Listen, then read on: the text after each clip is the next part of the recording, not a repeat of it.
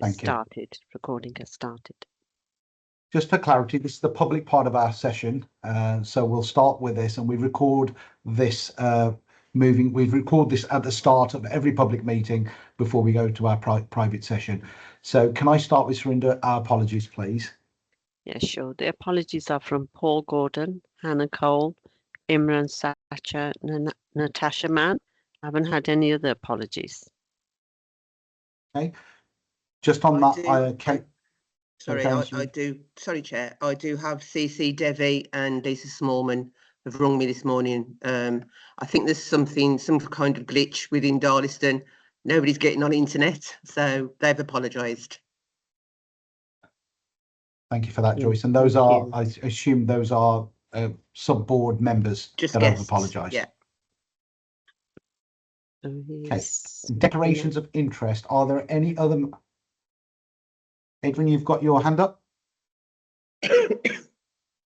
Yeah, two things. I need a new declaration of interest form because I now own a second business in Darlaston. Can you hear me? I'll come back to Adrian. Can we do declaration? Is there anything other than declarations of interest, matters that are not normally within our requirements and of agenda items for today, please? A show of hands, please. Okay, thank you. So, sorry, Adrian has a declaration to confirm. And can anybody not hear me? Just bear with me. I can hear you, Technology Adrian. Not working. You can hear me. I can. Yeah, I've got to update my declaration of interest form. I've got a second business now, and I need to declare that to the board. So it's got a second business and is to declare that to the board, Manjit, in case you didn't hear that. Could you hear me then, Surinder, or not? I can hear you. Okay. I can hear Manjit. Okay, good. I thought my technology was playing up as well. Not just the issue in Darlaston. Okay, so declarations of interest we've declared, and can we go through the minutes, Surinder, page by page, please? Yeah, just bear with me, sure.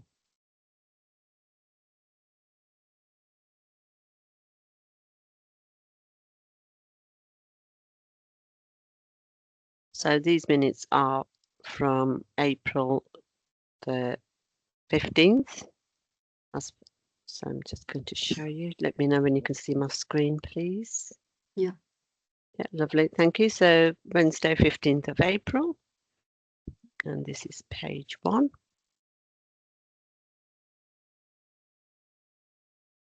Page 2.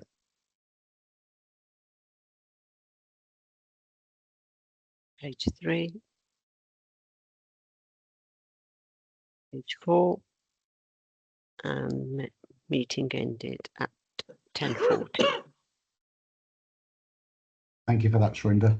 I've read them and I take them as a true reflection of our minutes and our meeting. Can I have somebody second them with a show of hands, please? Thank you, Radhana. So we'll take them as a true reflection. But before I go into actions, what I'd like to do is do some introductions. We've got some colleagues joining us. And so if we start from the list that I've got on my right-hand side, Adrian, can I start with your introduction, please? Oh yeah, I'm Adrian Walker. I'm a Darlaston resident and Darlaston business owner. Thank you. Alex? Hi everyone, I'm Alex Forster. I am the West Midlands delivery lead in MHCLG, so I am the support from central government on this programme. I should say I'm not a full board member. Alison. Hello everyone, I'm Alison Guerra. I work for the Walsall Council. I'm the accountable body, sort of finance, governance and performance manager. Aradhana. Hi everyone, I'm Aradhana Memi. I'm a resident in Darlaston. I serve as the chair of the Youth Advisory Group and also co-lead the Community and Residents Advisory Group alongside Joyce. Professionally, I'm an admissions manager at Aston University and work as a coach and mentor. Connie. Good morning, everybody. Apologies for being a little bit late. I moved house yesterday, so I was just trying to get my head around my tech. So I'm the Director of Stronger Communities for WHG, and on this particular board, I'm representing people who live in social housing. I have a long track record of working in communities that are underserved. Okay. Can I introduce Councillor Chapman? I am Stuart Chapman. I'm the councillor for Rushall and Shellfield. I'm also a cabinet member for Housing and Communities. Okay. Can I introduce Councillor Barker, please? So good morning, everyone. So I'm Councillor Nikki Barker. I'm Deputy Leader of Walsall Council. I'm Councillor for Bloxwich West Ward, and I'm also portfolio holder for Regeneration. Welcome, guys. Jazz, can I get you? You're on mute. Morning, everyone. My name is Jazz here. I'm the member on the board for finance, also co-chair for the Finance Advisory Group, along with Anand. My professional background is in finance as an accountant, and I am a Darlaston resident as well. Okay. Joyce. Hi, good morning. I'm Joyce Gibson. I'm on the board. I'm also co-chair of the Community and Residents Advisory Group. I've lived and worked in Darlaston for 30 years, and as I always say, I love the place. Joyce. Kevin. Morning all.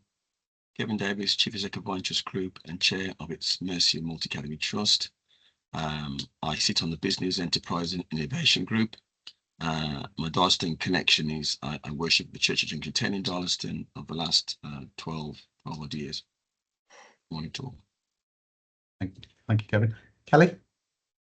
Hi, Kelly Valenti, Walsall Council. We're here to support the board and the accountable body team reporting to me. Thank you, Kelly. Anand. I'm Anand Rishi. I'm a GP. I work at Black Health Centre and also at Modality Darlaston Practice, which is now part of Kingfisher Darlaston. I'm also medical director for Walsall Together and part of the board of Walsall Together, which is responsible now for health and social care for Walsall Place.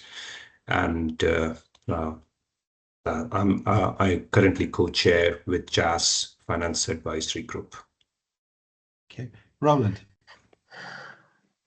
Good morning, everyone. Roland Roberts. I'm chair of the Chair and Governance Group and chair of the Communications and Engagement Group, and also I sit on the Business Enterprise and Innovation Group as well. Okay, Sabol. Hi everyone, I'm Sabor, Project Management Officer in the Accountable Bodies team at Walsall Council. Okay, Surinder. Hello, I'm Surinder Kaur and I'm the Business Support at Walsall Council within the Accountable Body team. Okay, and Wasim. Good morning all. Wasim Ali, Deputy Police and Crime Commissioner, sit on the board on behalf of Simon Foster, the Police and Crime Commissioner. Okay. And everyone knows me, I'm Magic Duty, a local businessman for JHL and have business interests in Darlaston. So welcome everybody, and we'll move forward with our meeting. So we'll start with the Functionary Advisory Group's update.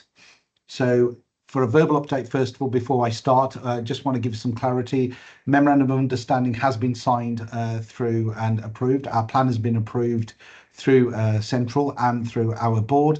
Alex, from your point of view, do you want to just give a background of that and what that really means? That would be really helpful. Sure. So as you know, the plan was endorsed, I think, a couple of months ago, earlier this year. So that was essentially the go-ahead from central government saying all is compliant and you are ready to move into delivery. The Memorandum of Understanding is specifically an agreement between MHCLG and the board to say that everything is pretty much in order. You can move into delivery. It also enables your first payment to be released for the sort of delivery aspects of the plan. So you can expect funding to be released, I think, later this month, although we'll write to confirm when that comes. Thank you very much for that update, Alex.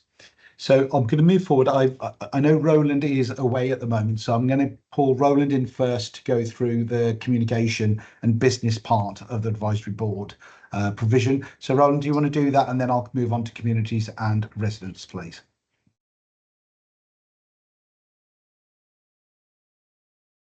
Roland, you're on mute.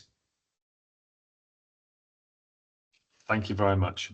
Okay, so as chair of communications and engagement group, just to provide a brief update of our work since the last board meeting, our focus has continued to be on ensuring that the people of Darlaston have opportunities to engage with the plan and help shape its direction. We've had community engagement remaining at the heart of what we do, and we're committed to listening to residents, businesses, community organisations and stakeholders throughout the life of the project. Over the last couple of months, communications activity has necessarily been at a lower level than we ultimately intend, deliberately, because it's a proportionate approach while we were waiting the approval of the money and confirmation of when the funding was going to arrive. It's important that we did not create any unnecessary expectations or announce initiatives before the necessary approvals were in place. Despite that quieter period, work's continued behind the scenes. We've maintained engagement activity, supported consultation exercises, and contributed to the development of the advisory groups.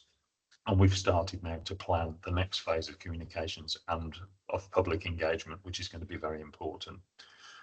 As the funding and the programme arrangements get clearer, our focus will increasingly shift towards providing regular updates, improving the flow of information to residents, highlighting opportunities for their involvement, and ensuring that communities can see how their views are helping to inform our decisions and our priorities. But we do recognise that effective communication isn't simply about just sharing information. It's about creating a genuine two-way engagement now. We want people to understand what's happening, why it's happening, and how they can contribute to the future of their town. And I'd just like to thank members of the communications and engagement group, board colleagues, advisory group members, and everyone who's taken the time to engage with us so far. The success of this plan will depend upon continuing to build trust, maintaining open dialogues, and making sure that local people remain at the centre of our conversations. Thank you. Thank you for that, Roland. Any questions for Roland at this present moment in time? Okay. So Joyce, can I bring you forward with the community and residents group and where we've got to under subgroups and what part they're playing within the decision-making process, please? Yes, of course. Thank you, Chair. I'd just like to bring you up to date with everything that's happening since last board meeting. We continue to attract excellent applications from people who want to contribute to the future of Darlaston. Advisory group leads are meeting weekly to consider expressions of interest from those wishing to join our advisory groups.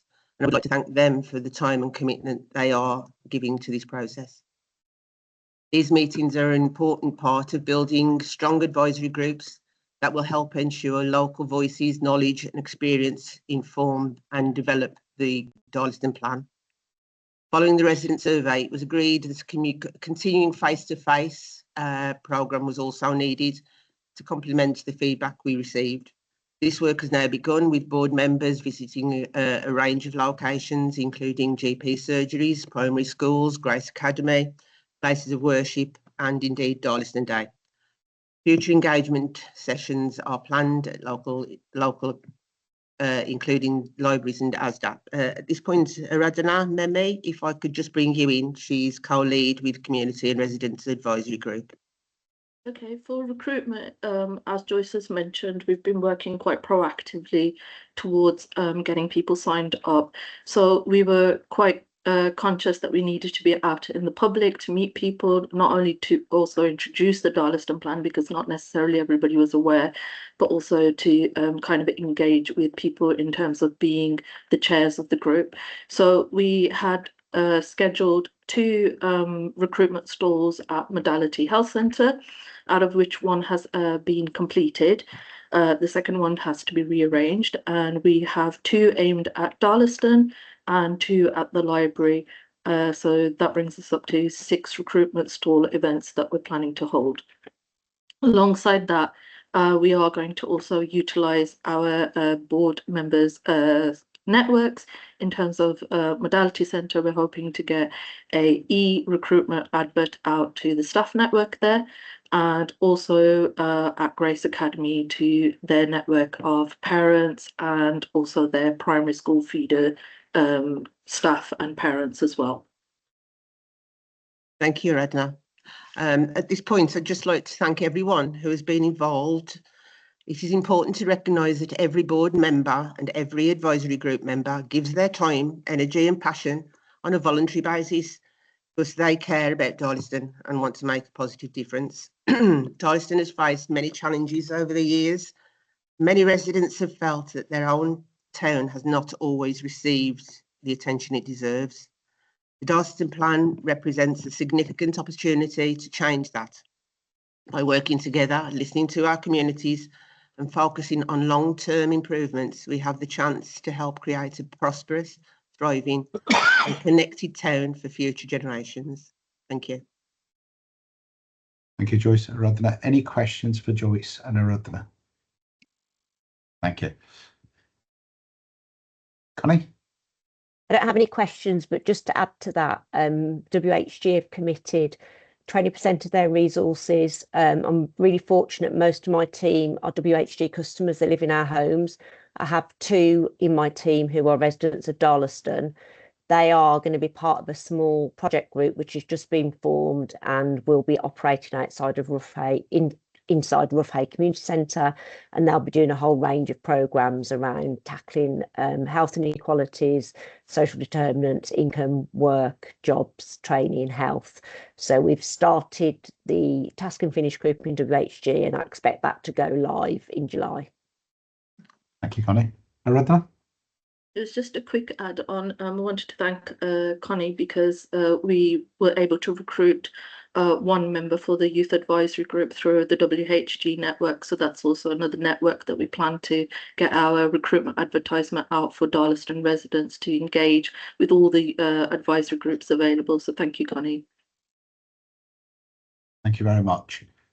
So if there's no questions, the voluntary group, Ronnie's not here, so we'll leave that update till next time we meet. We'll move on to youth advisory group, Aradhana. Okay, so for new people who are attending the meeting today, as previously mentioned, I've developed the first draft of a youth framework model, which provides a structured approach for gathering insight from young people across key life stages. That's from primary age through to young adulthood. The framework applies an inclusion lens to ensure that NEET, disengaged young people, those with SEND and additional needs, and vulnerable young people are considered throughout. It also connects youth insight to the wider plan outcome areas, including safety, provision of spaces, pathways to employment, well-being, belonging, and representation. This is to ensure that young people's views are clearly linked back to the priorities and delivery themes of the Darlaston plan, which we will be going through a bit later in the meeting. The next section is the members meeting. I'm very pleased to confirm that I've met with our 2 new recruits of the youth advisory group on the 27th of May. Ruth, who's a secondary school teacher and youth volunteer, and Patrice, an experienced teaching assistant, who both bring a wealth of experience in youth engagement and student development. We discussed the model in which their feedback has been used to make refinements. Alongside this, we discussed what other expertise would support our youth advisory group, and together we will be targeting recruitment accordingly. For this, we have a meeting scheduled in the coming weeks. The next update is Grace Academy. Hannah, who's a fellow board member here, kindly arranged a meeting with the student leadership team at Grace Academy, made up of Year 8 and Year 9 pupils, to introduce the Darlaston plan and explore their initial understanding of it. Rather than presenting a ready-made toolkit, which I had discussed at the last meeting, I wanted to understand how they would like to be involved and how they want to help gather the wider youth voice. They responded positively to the idea of a toolkit that would train them to speak with peers, family, and friends about the plan's key areas and provide a simple feedback template to gather their information.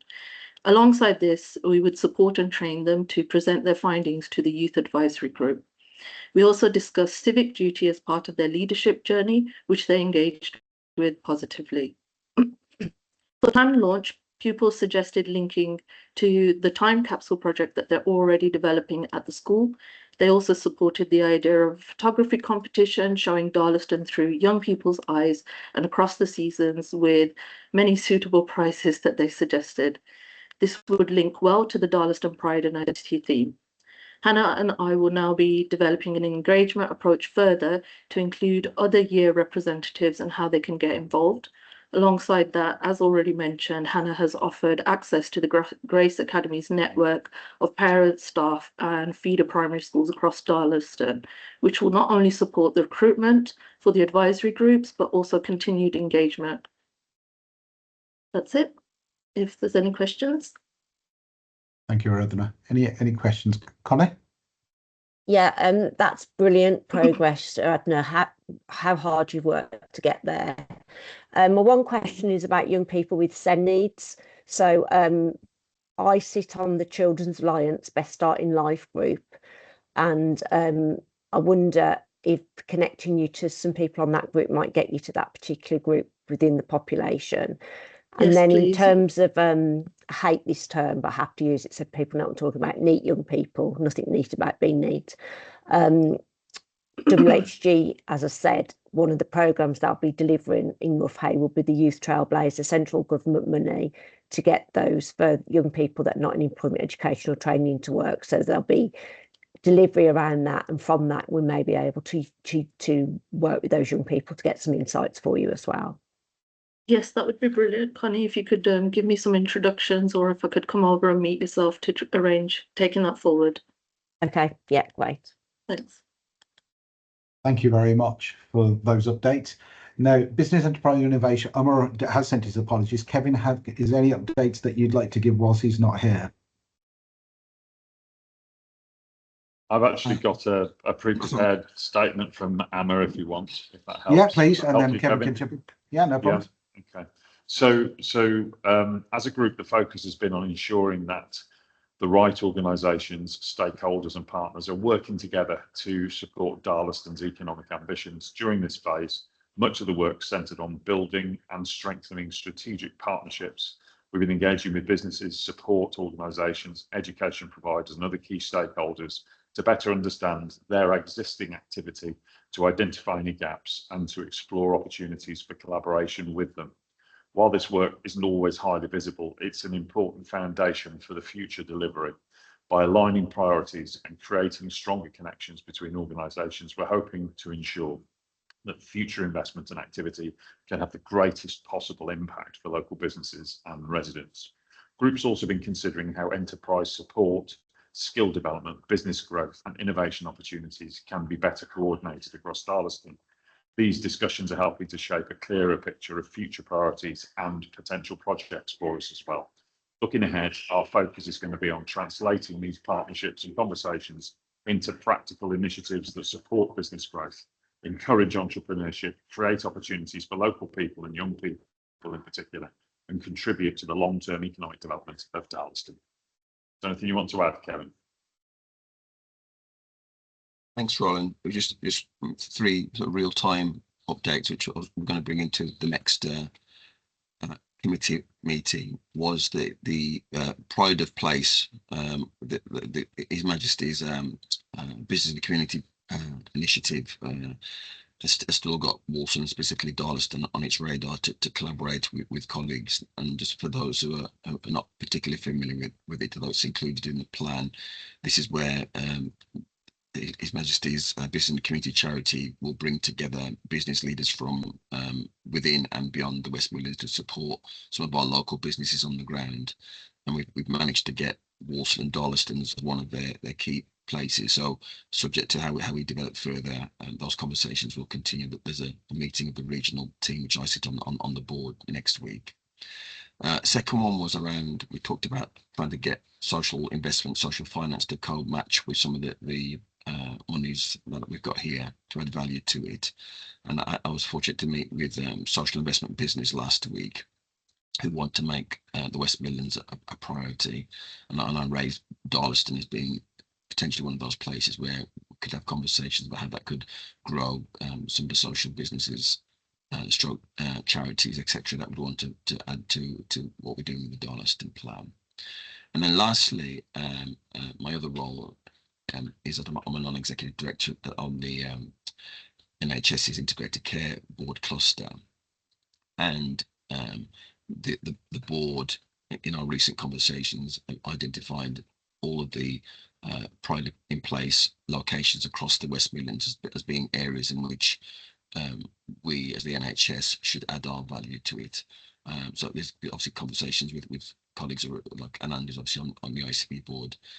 So beyond just the providers, how we can, make sure that the NHS pound also works very well, so we're not, duplicating effort. So I think that was a meaningful and notable addition to what we're doing. Thank you. Thank you for that, Kevin and Roland. Any questions for my colleagues around business, enterprise and innovation? Okay. Imran is not here, so Interfaith Advisory Group will update everyone at our next meeting. Just Anand, just on a finance lens, can you just give us an update of how that's going and how that's developing? So when projects are going to start moving forward, how that will play through, please, and scrutiny. So, Chair, currently we are 3 members and Jas is present here. Between myself, Jas and Amar, we meet regularly. We're currently just going through all the previous monitoring returns, as well as we will soon have to do the monitoring returns for this quarter. But for future purposes, we are now working with our accountable body to make sure that we have a proper approval processes, ensuring that board clearly gets involved in certain approval processes with the amounts of funding that is required. And along with that, we will make sure that we follow the procurement processes properly when it comes down to procurement and the future spending. So that's where we are, Chair. So we are working closely with our accountable body on previous spends, as well as making sure that the pound will work harder. Now, just to add to Kevin's update, Chair, ICB will delegate the whole commissioning through places and through IHO's Integrated Health Organization, which has to work closely with the local authority to make sure that place success happens. So the neighborhood care, which will link closely with everything that we are doing here, Chair, health and care, would be key part of it. And Connie is with me on the board for Walsall Together, and we would be your key link for that. Thank you for that, Anand. Any questions? So that's about scrutiny and how we make sure we get the right value for the money that we're spending as the priorities move forward. I'll move on to Memorandum of Understanding, which I've already updated you on. Alex, thank you for helping us and supporting the accountable organisation and this board and getting to that point. It's a big milestone and getting our plan approved, taking into consideration we had a late start. We had a start and then we had a stop and then we started again, as they say. But it was all because we went out there and engaged. Aradhana, you've got your hand up? Yeah, because I've been working with Imran on the interfaith group, I can provide a short update just for completion so that the board has some update from all groups. In terms of the interfaith group, we have been chasing up on leads for the Salvation Army, the St. Joseph's Church through Father Fullard. We've also received contact leads for the Jehovah's Witness Church and also the Spiritualist Church. Alongside that, we are approaching the Guru Ravidas temple alongside the Arya Samaj Hindu temple, and we're hoping to make connections. Obviously, Imran through his network for the mosques. So at the moment, it's mainly based around recruitment. We were able to engage with a member of the Hindu community in which we would generally discuss certain ideas around what the Darlaston plan themes are, and some of the key ideas that came out was around security of places of worship within Darlaston, because of quite a few places of worship have experienced antisocial behaviour. We're also looking at interfaith in terms of integrating people into the larger kind of community of Darlaston. and also provision of English language for, again, further inclusion of integration and bringing people out of isolation. So some of those early themes came out in initial discussions. Thank you for that, Aradhana. Any questions whilst Aradhana has updated us on the Interfaith Advisory Group? Thank you. So moving forward to the presentation, Darlaston Plan. Kelly, what I'm going to ask Joyce to do is, Joyce, can you just give us an overview of how you feel the community and residents group will play a key role before she introduces the plan? That would be really helpful, because the pinpoint is to make sure residents are involved in the decision making. So do you want to give your lens from a group, and then Kelly, if you could give the data, please. Yeah, of course. I'd just like to point out that quite a lot of the advisory boards, they cross over immensely. We have, obviously, we've been having weekly meetings, and we realise that everything will come together at some point, but these advisory boards need to be separate at the moment. But I personally have been to several schools. I've been to Kings Hill. I've got an appointment to go to St Joseph's, and I think that's what the crux of the matter is. In 10 years' time, when the plan is in place and we've been making money, because that's the idea of things, so that we can plough it back into our community, the year 6 kids who are 11 now will be 21, and they'll have gone off to university, and they'll need to come back to Darlaston and get jobs, and that's what we need to do. So we need to prosper. We need to plough everything back into community here, and I think that's the way forward. And I mean, obviously, we've got lots of community groups which are for older people, because our demographic is quite extreme. We long lived in Darlaston. You know, I mean, I work with people here who are 90, and they're spring chickens. So our community is amazing. There must be something in the water. I'm fairly sure of that, because people leave Darlaston, but yes, they come back to Darlaston. I think it's a hometown, and I think that's what we need to encourage with businesses. We need to get out there and say, look, we're okay. Come and fund us. Come and put some pennies in our community. So I think with that in mind, I'm sure, Kelly, you've got lots to say, which is very technical. That's my take on how we are. Thank you, Joyce. Kelly, can I have Connie? Yeah, just wanted to caveat some of that. People that live in social housing die on average 12 years earlier than the national life expectancy, and their healthy life expectancy is just 58 years. So although we may have some parts of the community that are doing very well, which is great, it is a very mixed, diverse community, and outcomes will vary according to, you know, ethnicity, gender, the home you live in, what job you've done. And I think we need to be mindful of that, that when we're talking about residents, that we recognise that it is a very, very diverse group, and that the plan actually represents what people said, which shows that diversity of need and diversity of the population. Connie, Aradhana? Yeah, and just to come back to the Darlaston plan that's going to be presented, I think just want to kind of point out a lot of hard work went in because of the way the timings happened with the board in terms of engaging people with the survey. So quite a few surgeries were held at places of worship, and also there was a large function that was done at ASDA, which was unkindly co-led with Connie for WHG, where they sponsored some giveaways for people to engage. So a lot of work was done on that, and we were very proud of how many responses we were able to receive to come up with this plan. We are obviously aware that this isn't where engagement stops, it's actually where it begins.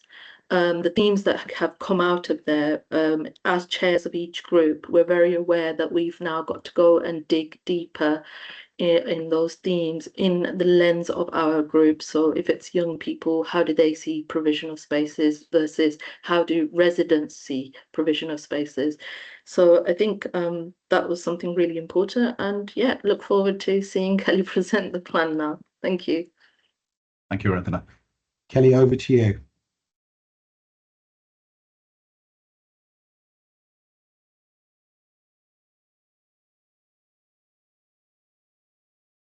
Sorry, fell for the mute trap. Yes, can you all see that?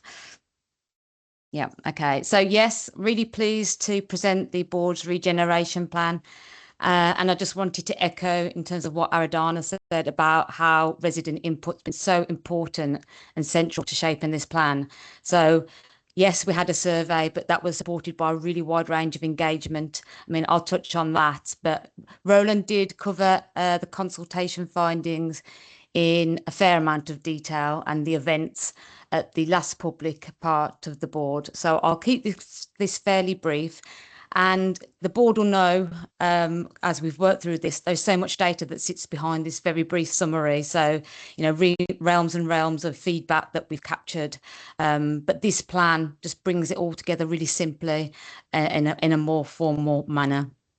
So just to move through the plan. So the plan opens by explaining the fund. So it's managed by a board made up largely of local residents and then also partners on the board from different areas to ensure Darlaston's shaped by the community.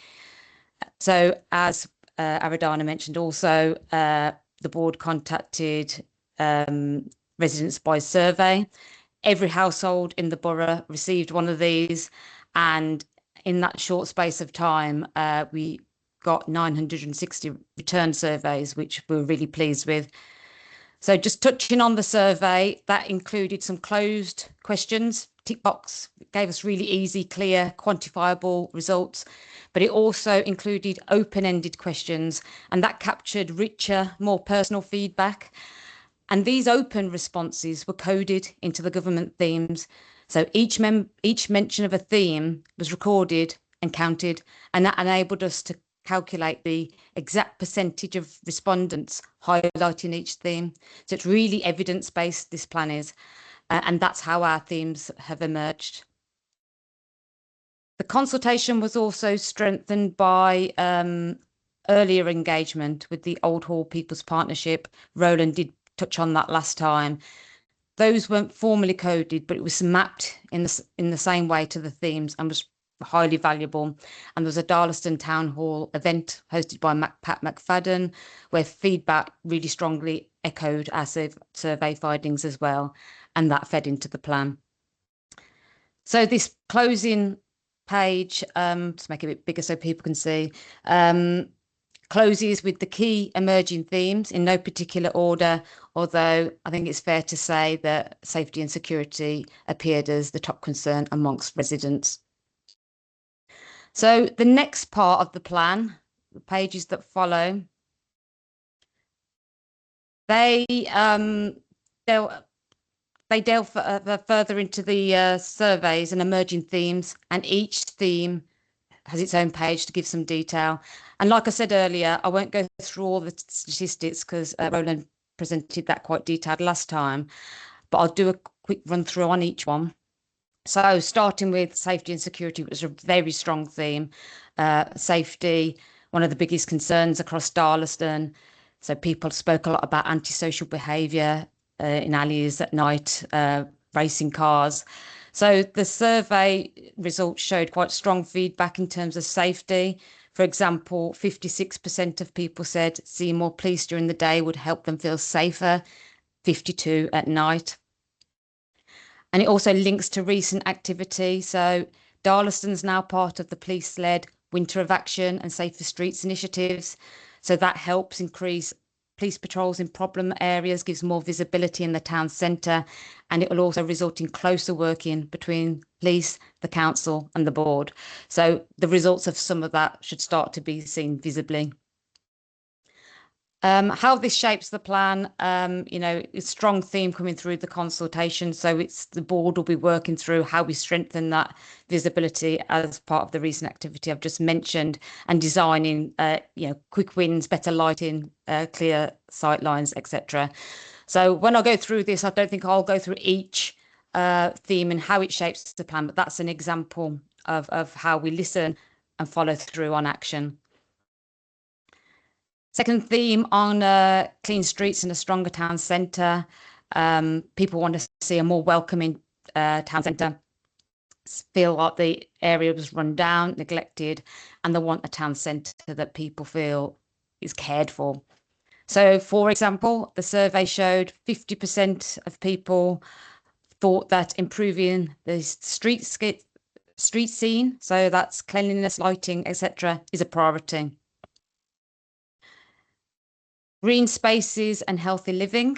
So green space is very important to people, good for family life and mental well-being as well.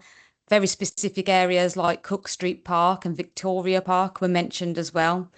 So looking at some of that survey result, 19% emphasised that green and blue spaces were a top priority. So green spaces really valued and will come through in our future plans. Community and youth provision, lots of feedback around the fact that not enough things for young people to do, and the existing community buildings feel outdated, in poor condition, but people said that they wanted to see improvements to existing facilities and groups. So really strong support for strengthening what already exists. So an example of some of the survey feedback, 41% of people who responded believe community hubs and events will help create and build cohesion. And linking that to recent activity, Darlaston has a number of existing community buildings. Lots of those are named here. Town Hall, Moxley People's Centre, Darlaston Rec, etc. So people are feeding back about the conditions of some of these buildings, and the board is listening to concerns, and these will be fed back into early planning of project discussions. Culture and heritage, very clear that people are proud of Darlaston and its heritage, its industrial heritage, and its diverse communities. So many people want to bring more events and celebrations together, reflecting that. The survey showed that 41% of people said community hubs, events and shared spaces will help bring people together. And linking that to recent activity, so the board funded free rides at the Darlaston Christmas Fair at the end of last calendar year. This event brought lots of people together, which was great for capturing some of that into some of the survey results, but it also was a good feel-good event, and it boosted the pride and created a positive experience. So the board, in terms of next steps and looking forward, are going to explore further ways in which we could do similar things and bring in the community together. Health and well-being, lots of feedback again about specifically concerns about drug and alcohol issues linked with mental health support and the lack of local wellbeing activities. Residents want to see easier and earlier access to support. For example, when just asked without any prompting, 13% of people valued local health services as a priority. And as Anand mentioned earlier on in the meeting, there's a link between the health board and the board itself. So making sure we align. So Darlaston's part of the government's Neighbourhood Health Service. So it will make sure, you know, things are linked together and things aren't being looked at in Darlaston in isolation. Transport and safer roads. Residents said road safety is a major concern, especially speeding, dangerous driving. And they also spoke about active travel, so better walking routes, cycle paths, and that links to the parks as well. So when asked in the survey, 22% identified road improvements and enforcement and active travel as a top priority. Already in the Walsall wider area, but in Darlaston as well, transport colleagues in the council, are already looking at improving local routes, and we've got the new Darlaston rail station investments, the strategic cycle routes planned. So these things are ongoing and be enhanced by some of the work we're looking at, and feedback from residents will be, shared with those transport partners to see how our feedback can feed through into kind of non-board plans as well. And then final theme, work productivity and skills. So whilst in the open-ended questions, there was less comments about this, when asked in a kind of a list to tick the priorities, residents clearly said cost of living and access to good jobs are major concerns. So when you rank the surveys, closed questions, cost of living and access to good jobs, the third and fourth highest concerns respectively. So we're going to do some more enhanced consultation to find out a bit more about that, because it wasn't there wasn't lots of quality feedback in the open survey. So those are all the themes. The plan then moves on to tell you a bit about the governance. So residents remain in the majority. Currently 63% of the board live or work in Darlaston. And those are supported, as I've said earlier, as with partners such as health and police. The board, definitely what our two board members have just said in opening this plan, it's key that we continue to engage the community ongoing as we start to develop projects and help shape those to keep local voices at the heart of decisions. The plan just references the council's role, which is purely as the accountable body. It's not voting, but we ensure that funding is managed correctly and in terms of compliance. So adheres to government guidelines, financial regulations that local authorities need to follow, and law, for example, subsidy law. And then the next part of the governance page talks about the advisory groups that bring people together. You've already heard this at the first part of this meeting. You're bringing in specific specialist knowledge, but also more residents into that feedback process to make sure that as many voices in Darlaston are heard as possible. The groups are split into two. So you've got consultative groups. They're designed for local people who can apply to join, get involved, share their views. There's routes to do that. And there's closed operational groups that's a bit more technical, supports the board with technical issues such as finance and policy responsibility. And then the plan closes with how people can get involved. So you can join a advisory group. There's a process, but the starting point would be to email the Darlaston inbox. You can simply share your ideas through that inbox and we collate those and pass these on to the board. You can register your interest. We've put barcodes here so it's easy for people to do this quickly. If you've got a project or an idea that you want the board to listen to, you can send those in or just come and have a chat. So get in touch by email or keep an eye on the website for any upcoming events. And that is the plan. So yeah, thank you to everybody involved. It's good to see it coming together and in its final form. Thank you. Kelly, thank you very much for that presentation, and there is a lot of data behind that, as we know. So first of all, a big thank you to the board and all the people that have been involved in bringing this together. Our job actually starts now and we're in listening mode still, and that's why these public sessions of ours will become more informative and the length will move forward as we move forward into delivery. Aradhana, can I just wanted to supplement the presentation. Thank you, Kelly, for doing that. In terms of the structure of our advisory groups, I just wanted to highlight the fact that we've become aware that we might be one or the only or one of very few boards which have the substrata of advisory groups.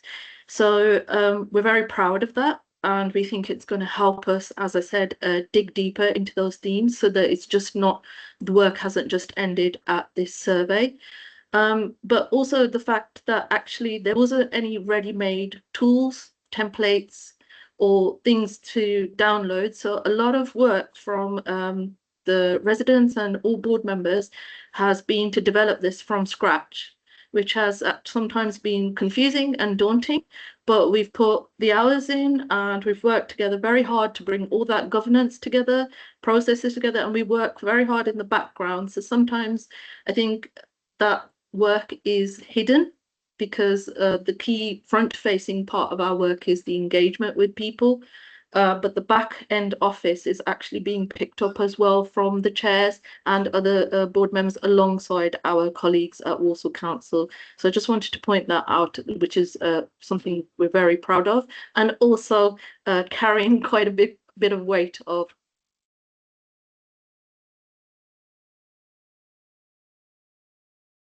Thank you for that input, Aradhana. So again, echoing the value of all of the hard work that's gone in. Is there any other comments that anyone would like to make before I bring the public meeting to a close? Thank you, Surinder. Can I bring the public meeting to a close and stop the recording? Yep,